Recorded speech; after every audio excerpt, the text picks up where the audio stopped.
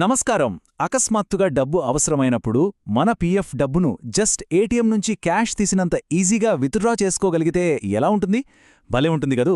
మరి ఈ విప్లవాత్మక మార్పు గురించి పూర్తిగా తెలుసుకోవడానికి, ఇలాంటి మరెన్నో ఆర్థిక విషయాలను సింపుల్గా అర్థం చేసుకోవడానికి మన ఛానల్కు ఇప్పుడే సబ్స్క్రైబ్ చేసుకోండి. సరే, ఇంకెందుకు ఆలస్యం, అసలు విషయంలోకి వెళ్ళిపోదాం.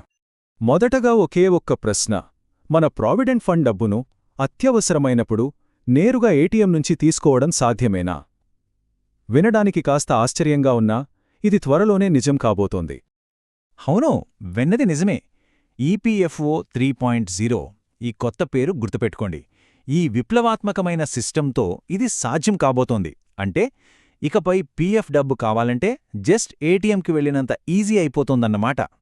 అయితే ఈ కొత్త సిస్టమ్ ఎంత పెద్ద మార్పో అర్థం చేసుకోవాలంటే మనం ఒకసారి వెనక్కి వెళ్ళి చూడాలి. అసలు ఈ పీఎఫ్ విత్డ్రాల్ కథేంటి, గతనుంచి ఇప్పటిదాకా ఈ ప్రాసెస్ ఎలా మారుతూ వచ్చిందో చూద్దాం. ఒకప్పుడు అది ఈపీఎఫ్ఓ 1.0 యుగం. పీఎఫ్ డబ్బు కావాలంటే ఆఫీసులు చుట్టూ చెప్పులెరిగేలా తిరగాలి, బోలెడు జిరాక్సులివ్వాలి. అయినా డబ్బు చేతికి రావడానికి నెలలు పట్టేది. ఆ తర్వాతొచ్చింది ఈపీఎఫ్ఓ 2.0. అంతా ఆన్లైన్ అయిపోయిందన్నారు గానీ ఆ వెబ్సైట్లో లాగిన్ అవ్వడమే ఒక పెద్ద టాస్క్. సర్వర్ డౌన్ అవ్వడం, ఏ కారణం లేకుండా క్లెయిమ్స్ రిజెక్ట్ అవ్వడం లాంటి తలనొప్పులు తప్పలేదు. ఇప్పుడు రాబోతున్న ఈపీఎఫ్ఓ 3.0 ఈ సమస్యలన్నింటికీ చెక్ పెట్టి క్షణాల్లో ఏటీఎం ద్వారా డబ్బు తీసుకునే సౌకర్యాన్ని తీసుకురాబోతుంది. అయితే ఈ సూపర్ ఫీచర్ కోసం మనం ఇంకొంతకాలం ఆగాలన్నమాట. ఈ కొత్త ఈపీఎఫ్ఓ 3.0 సిస్టమ్ 2026 జనవరి నాటికి పూర్తిస్థాయిలో అందుబాటులోకి వస్తుందని అంచనా వేస్తున్నారు. మరి కొత్త సిస్టమ్ వచ్చేదాకా ఆగాలా? అస్సలు అవసరం లేదు. ప్రస్తుతం కూడా ఆన్లైన్లో పీఎఫ్ డబ్బును విత్డ్రాల్ చేసుకునే ప్రాసెస్ ఉంది. అది ఎలాగో ఇప్పుడు స్టెప్ బై స్టెప్ చూసేద్దాం. ఇది చాలా సింపుల్ ప్రాసెస్. ముందుగా మీ యూఏఎన్ అంటే యూనివర్సల్ అకౌంట్ నంబర్ ఇంకా పాస్వర్డ్తో ఈపీఎఫ్ఓ వెబ్సైట్లో లాగిన్ అవ్వాలి. తరువాత ఆన్లైన్ సర్వీసెస్లోకి వెళ్ళి క్లెయిమ్ ఆప్షన్ను సెలెక్ట్ చేసుకోవాలి. అక్కడ మీ బ్యాంక్ అకౌంట్ నంబర్ ఎంటర్ చేసి వెరిఫై చేయాలి.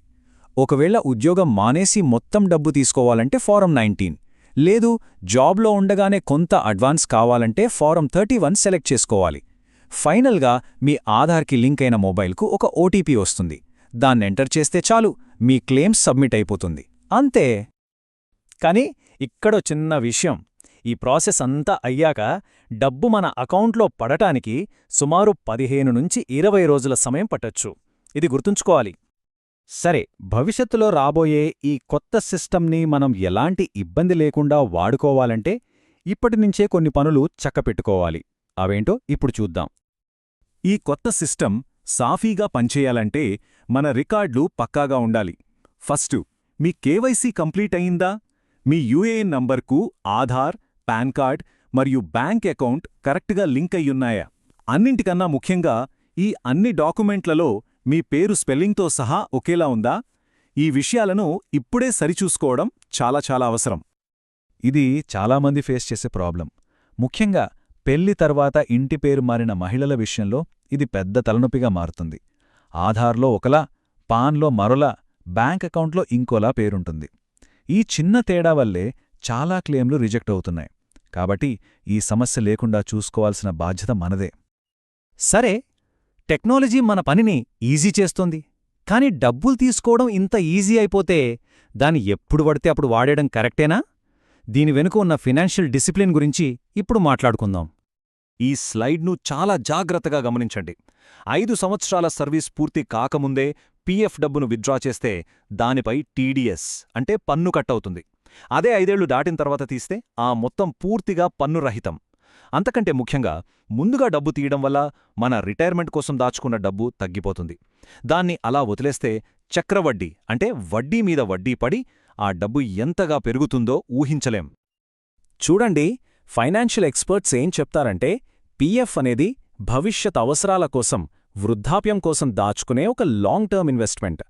ప్రభుత్వం విత్డ్రా చేసుకునే ఆప్షన్ ఇచ్చింది కదా అని ప్రతి చిన్న అవసరానికి దాన్ని వాడకూడదు. అది కేవలం అత్యవసర పరిస్థితులకు మాత్రమే. ఇప్పుడొక ముఖ్యమైన ప్రశ్న. భవిష్యత్తులో జస్ట్ ఏటీఎంకి వెళ్ళినంత ఈజీగా పీఎఫ్ డబ్బులు డ్రా చేసుకునే రోజు వచ్చినప్పుడు మనల్ని మనం ఎలా కంట్రోల్ చేసుకుంటాం? మన రిటైర్మెంట్ డబ్బును ఎలా కాపాడుకుంటాం? ఇది మనమందరం ఆలోచించాల్సిన విషయం. ఈ విశ్లేషణ మీ ఫైనాన్షియల్ ప్లానింగ్కు హెల్ప్ అవుతుందని ఆశిస్తున్నాం. ఇలాంటి కాంప్లెక్స్ విషయాల్ని సింపుల్గా తెలుసుకోవాలంటే, మీ డబ్బును తెలివిగా మేనేజ్ చేసుకోవాలంటే మన ఛానల్కు సబ్స్క్రైబ్ చేసుకోవడం మర్చిపోకండి. మళ్ళీ ఇంకో ఇంట్రెస్టింగ్ టాపిక్తో కలుద్దాం.